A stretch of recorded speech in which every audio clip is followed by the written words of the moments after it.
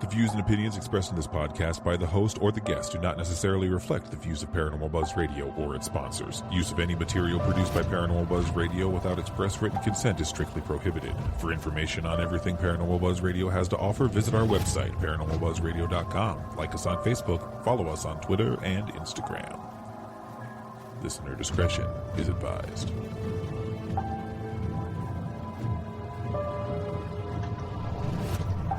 Welcome to Exploring the Unknown with Rebecca and Shay. Taking stories from today's news, Rebecca and Shay will explore everything from the paranormal, supernatural, the strange and unusual, unsolved mysteries, and more.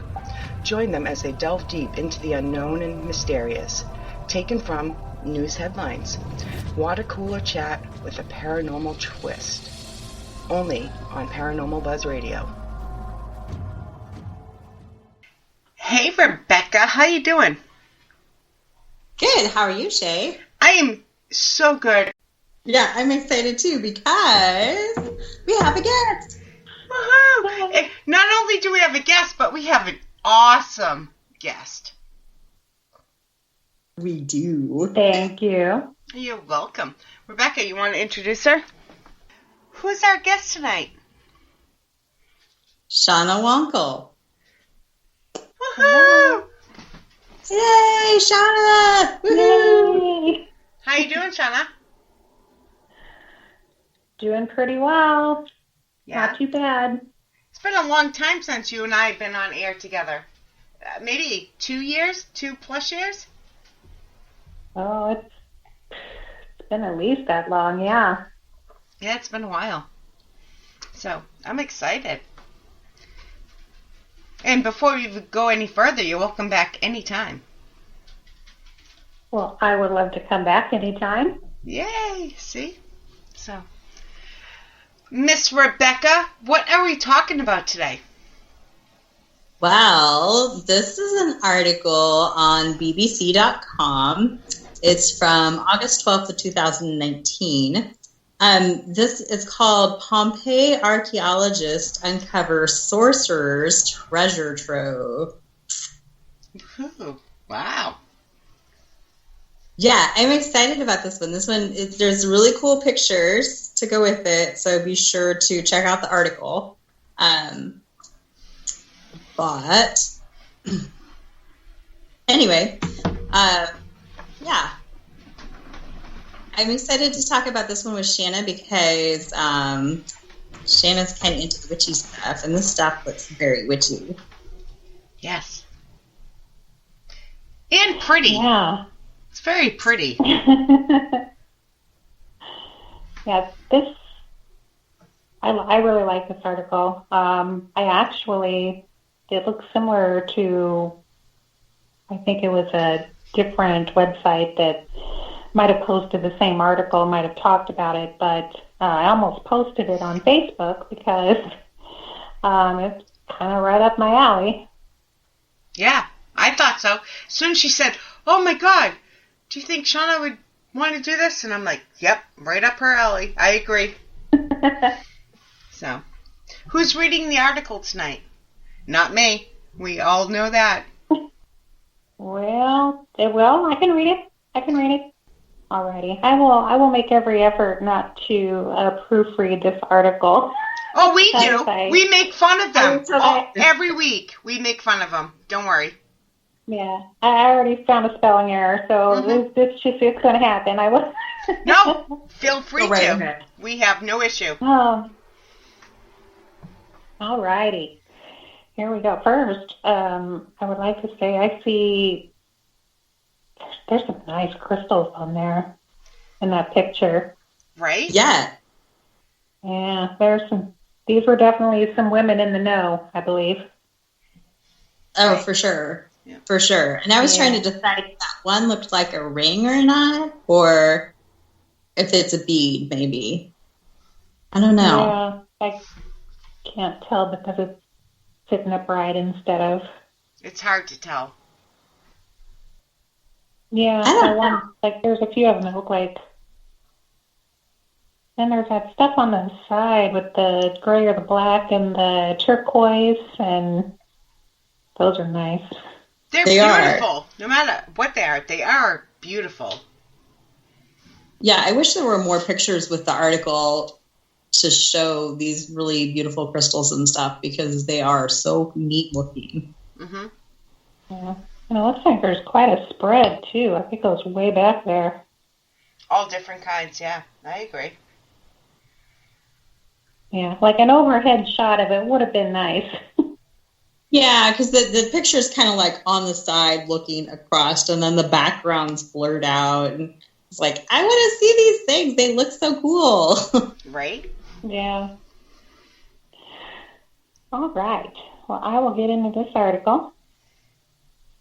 Okay. Archaeologists working in the buried Roman city of Pompeii say that they have uncovered a sorcerer's treasure trove of artifacts, including good luck charms, mirrors, and glass beads.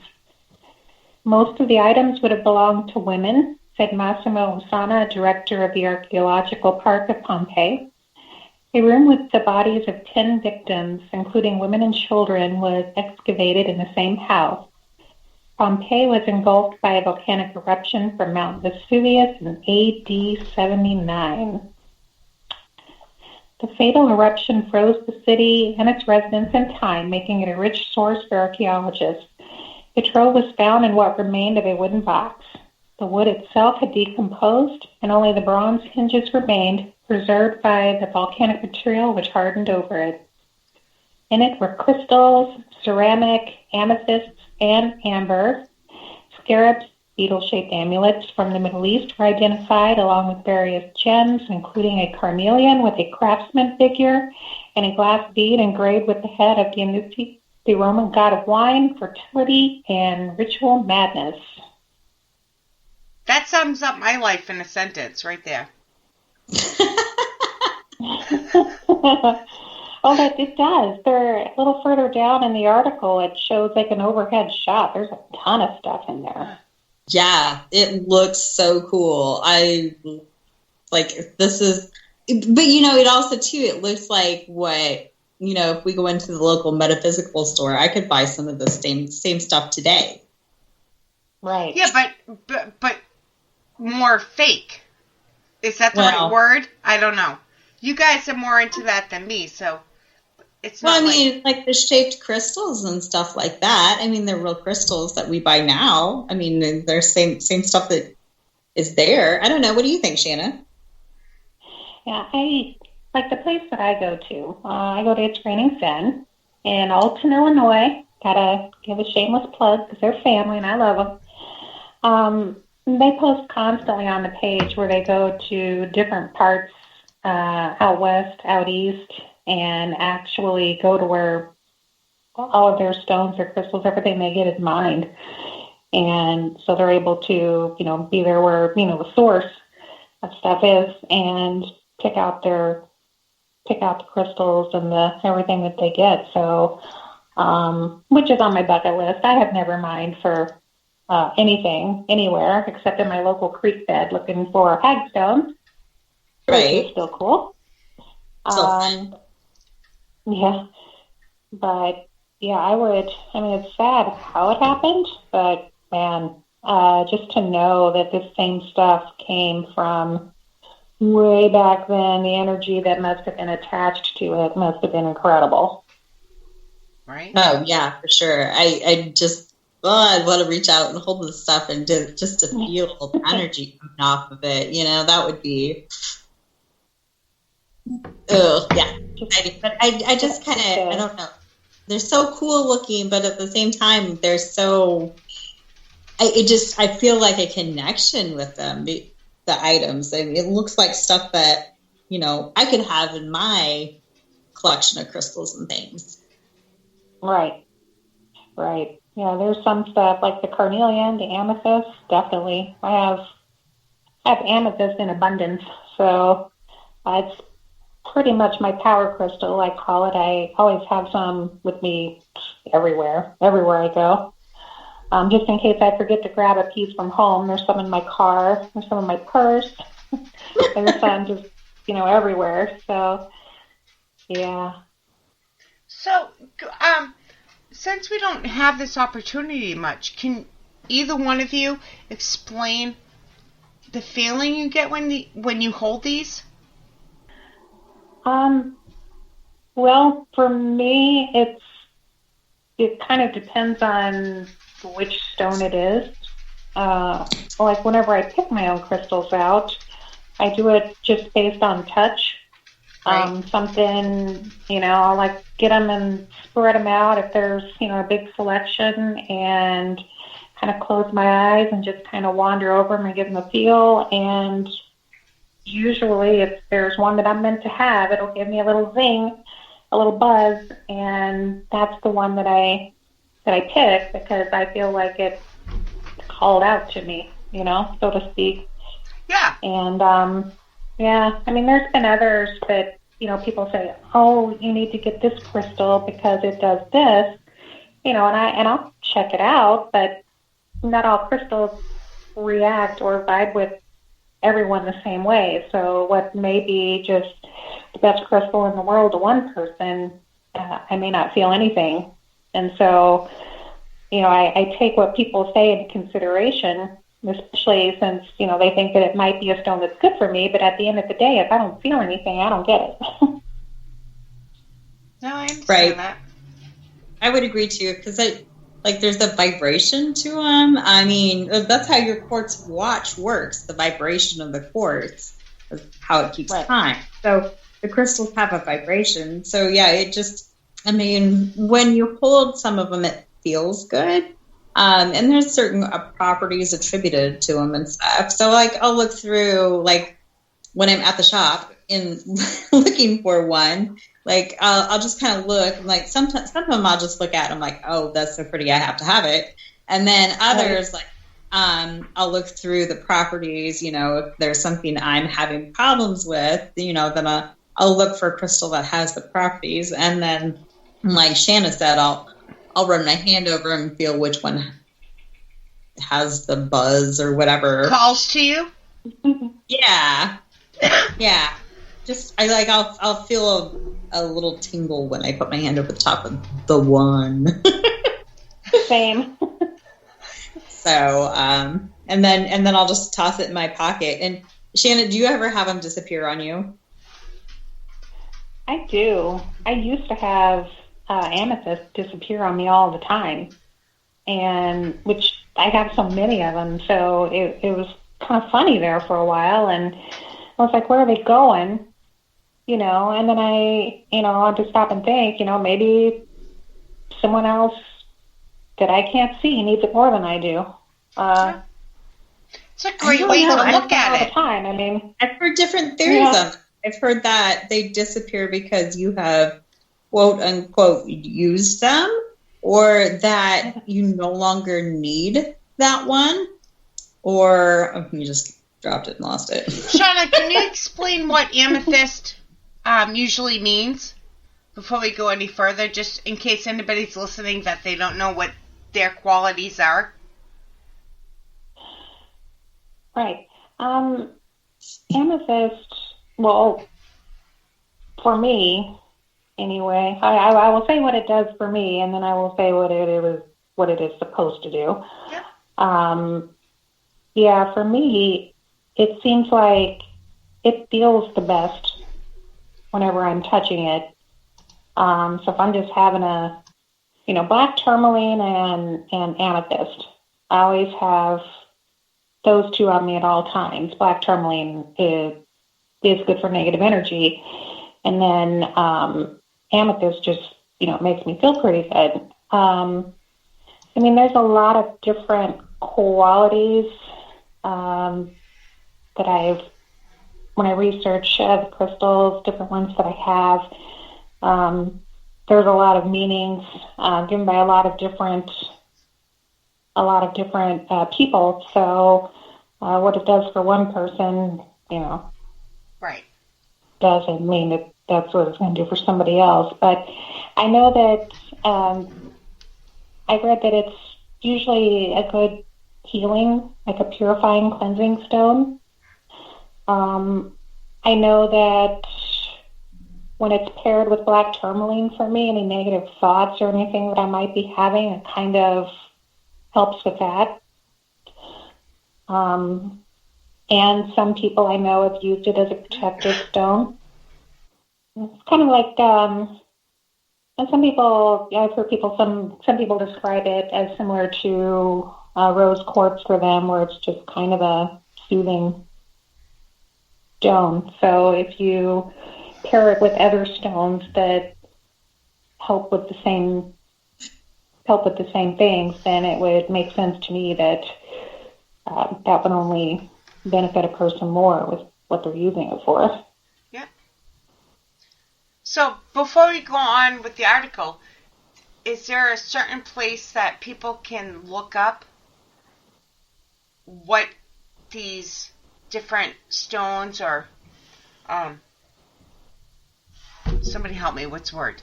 They're not stones. Crystals. Crystals are best for? I mean, the internet is full of many sources. I personally have probably more books than I need to have regarding crystals and their uses and how to use them in crystal, like in grids and for chakra healing and balancing and spell work, and there's just many different things that a person can use crystals for.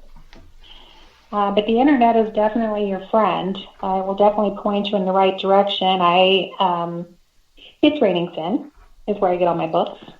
They do have an online store if anybody's interested. And we are. We love Raining Sun. We love them. I want to go. I have not been, but I've seen their online store, and it's like I've never been either, but I need to go. Oh, you guys.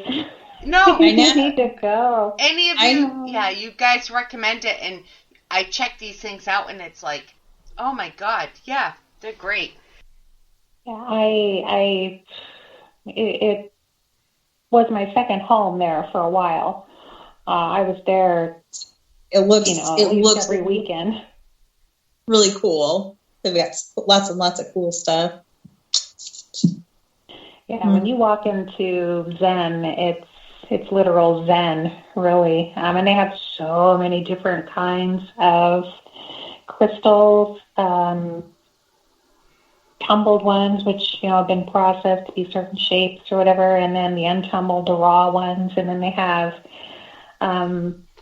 kind of moved some stuff around a little bit and changed things. So now there's a room in the back, and it is full of raw crystals of all different shapes and sizes, and I mean, like Larimar and Moldavite.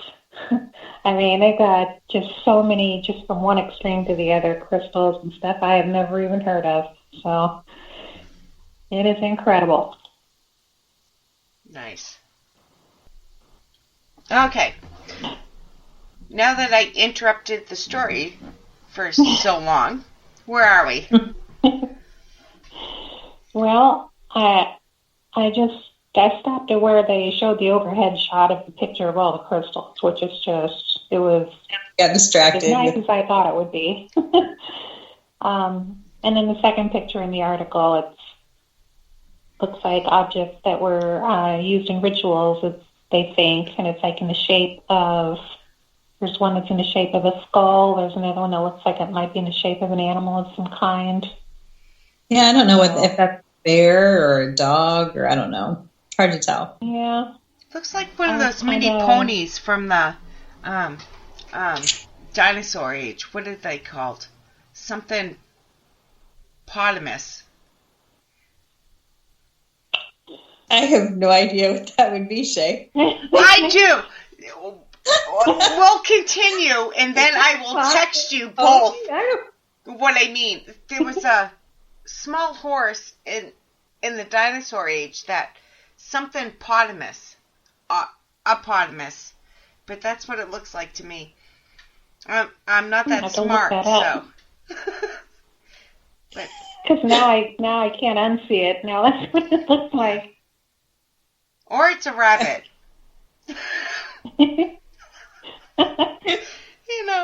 All right. I'll shut up. Sorry. Shana had it correct. It's some kind of animal. Yeah. Sorry. All right. She's like, what did I get myself into? It is okay. All right.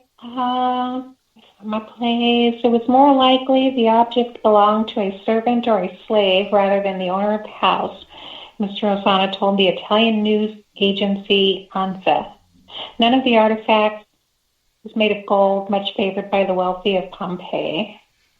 They are objects of everyday life in the female world and are extraordinary because they tell micro-stories, biographies of the inhabitants of the city who tried to escape the eruption, Mr. Osana said. Archaeologists are now trying to establish kinship ties between the bodies found in the house via DNA analysis. Perhaps the precious box belonged to one of these victims, Mr. Osana speculated. The items in the box may have been worn during rituals as charms against bad luck rather than as ornamentation, he said.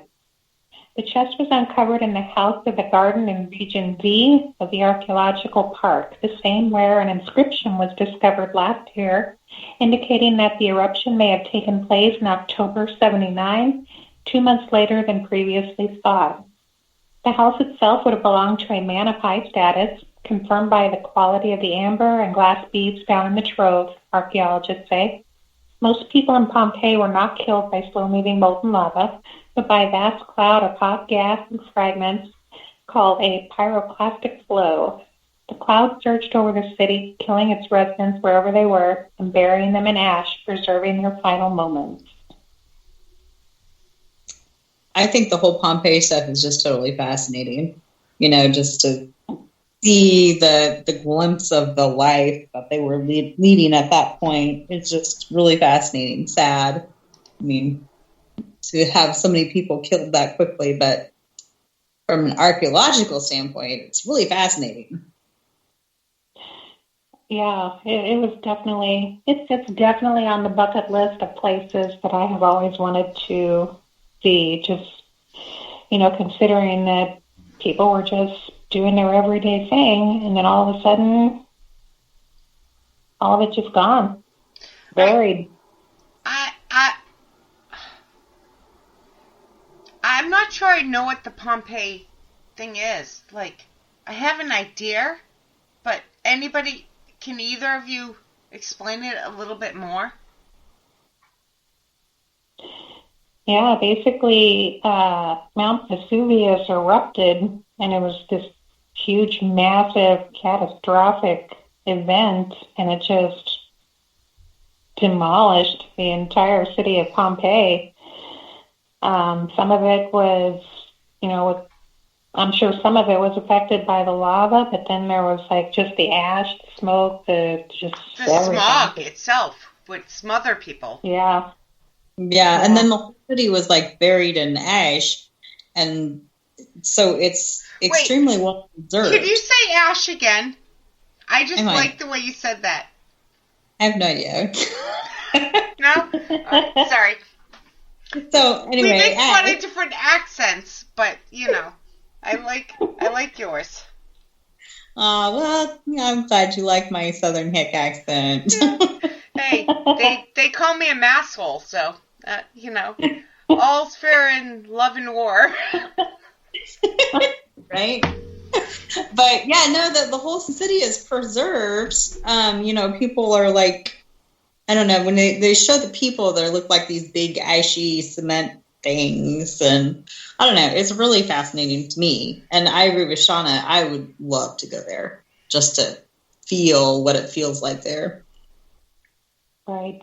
Yeah, you know, I mean, there was all of this, you know, energy that was just brought to a standstill, you know, and all this life, it was probably just bustling, you know, with life, and then just boom. Yeah, because it was instant, right? It was instant. Oh, yeah, it was instantaneous. They all instantly gone. And so it's just like frozen in time, and they're learning so much about Rome, because this was when Rome was in one of the heights of its popularity or whatever. So they're learning so much about Roman society that is just really neat, really, really neat. Wow. It's so interesting and sad at the same time.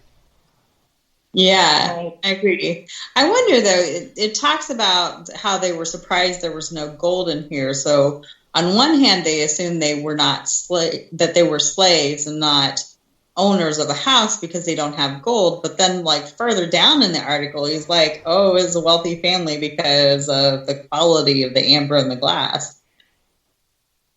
So, Right. So maybe if there was any gold, maybe they just haven't found it yet.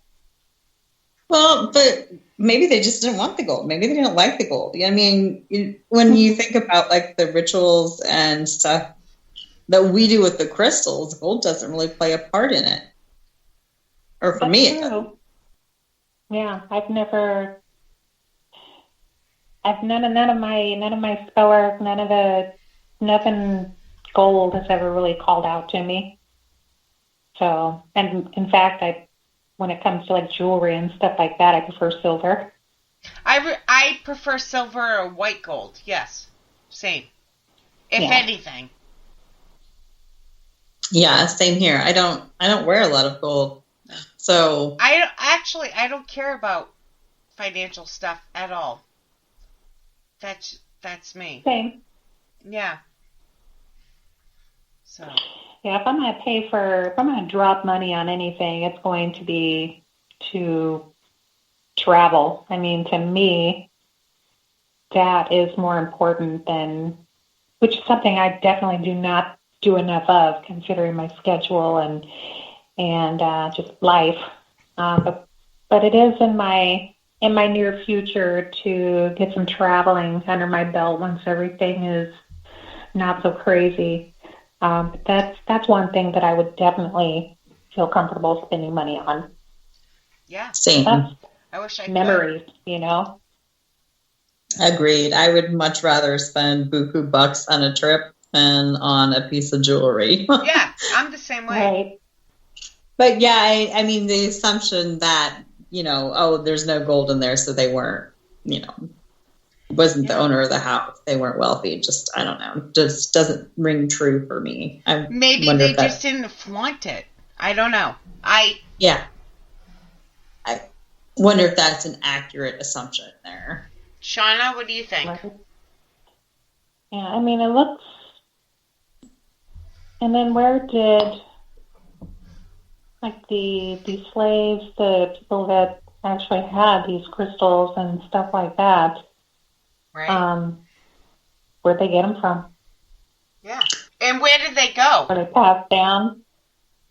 Was it, like, locally sourced? Or did they have, like, local, like, natural sources of some of this stuff? Or did they get them from traveling, gypsies or like modern-day salesmen or whatever? And, Right. passed down to other generations? I mean... Raining Zen in Pompeii. Right? Yeah, I want to know where this stuff come from. Right. I agree. And that to me is fascinating too. I mean, yeah, did they go dig up their own and shape it, or was there a place to buy it, or traveling crystal salesman who I totally want to meet now? Right. Man of my dreams. There we go. All right, guys. So I think on that note, I think it's time to wrap this up. This is our first guest, and I could not be more prouder of the first guest we had on here, because Shana knows I love her. Have for 5 years. I don't know. It's been a long time, but if people want to follow you, where can they follow you? I'm just kind of doing my thing on Facebook right now. Just look me up by my name, and yeah, I'm almost at my limit on friends, but I really think Facebook needs to take that limit away. That means you're gonna start a page, or like Instagram, Twitter, which sucks, but there is Twitter. I happen to love Instagram myself, but Yeah, I have Facebook. Facebook is really the only one that I use right now. I did have a MySpace. I tried to revisit MySpace again. It's just not as cool as it used to be. And I think somebody said it wasn't up anymore, but I don't know if it was as cool as we thought it was when it first came out, to be honest. Like, I thought it was very cool too, and then I was like, wait a minute, maybe not. Yeah, I had a lot of fun there for a while, and then someone was like, hey, you need to check out this place, this Facebook, and then I stopped visiting MySpace so much, and then I forgot all of my contact information on there, and Facebook just became it. Yeah, and then they just kind of, whoever took over, and then it was not as user-friendly as it was before. So I just I tried it again here recently, and I just couldn't get into it. So Facebook right now is really the only place that I'm active on the daily. I may do a page. I mean, I couldn't, it's hard work, just but do my own thing. You'll do good. I think if you almost hit a 5,000 limit on friends, either do a Facebook page or Instagram, because people need to hear what you say, because what you say makes sense. That's just my opinion. So I think you need to share as much as you can. Twitter, again, sucks. I do it, but it sucks. I don't do the Twitter. I've never even tried to make an account on Twitter. I just, Facebook sucks up an awful lot of my time whenever I'm at home, and so, but yeah, I mean, I have several things like in the works that I'm going to be doing. I figure whenever I really get motivated and active in doing that, then I'll probably make a page, because I am trying to write a book that I'm hoping to be published this year. And I've been painting creepy dolls, and I'd like to, I'll be probably putting those up on the market. So sure, you do. There's a lot of stuff that I'm into, and the paranormal, of course. And so, yeah, I'll probably eventually, at some point, start up a separate page, and that way people can just... See? I can't wait for that. No limit. Yeah, and when you do, let us know, because we support you, and as long as you send us the links, we'll know about it. But you know how it is on Facebook. There's so much stuff out there. You don't always see everything. Oh, I know. There's some people I haven't seen for I don't know how long. But, the algorithm. Okay, Rebecca, anything else to say before we close out? Not really, but if, of course, we have our Facebook group. If you want to send us an article or be a guest, like I'm already laughing. Sorry. Yeah, because I'm gonna mess up the name again. I'm gonna butcher it somehow or another. And so and that is, I think, possibly called "Exploring the Unknown with Rebecca and Shay" podcast. Maybe at this point, everybody can find it. They can find it on my page too, because I'll be sharing it out. Yeah. We say it wrong every single time that we don't even know what it's called. But if you put those words in, you can find us. Yeah. So go check out this article, because the pictures are really kind of cool. So, Shana, thank you so much, and I hope you do come back. Anytime you want to come back, just come back. If you can tolerate us. For putting up. Yeah, you guys have not been too tough to take, so you're part of my vibe tribe. Aww. See? That's great. All right, guys, thank you for listening. Have a great week, and we will see you soon. Thanks, guys. Well, thank you. Thank you both very much for having me on, and I will definitely come back for another visit.